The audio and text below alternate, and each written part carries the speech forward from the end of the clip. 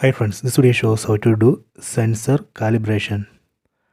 First let me turn on this device. For that we can press and hold this power button.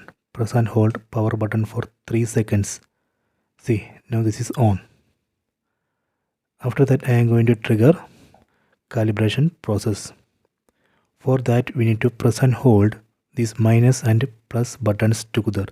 These two buttons we need to press and hold together for 3 seconds. Now we can release. Done. So this way we can do sensor calibration. Let me do one more time. As I mentioned, press and hold these two buttons together, minus and plus. Press and hold. Now we can release. Done.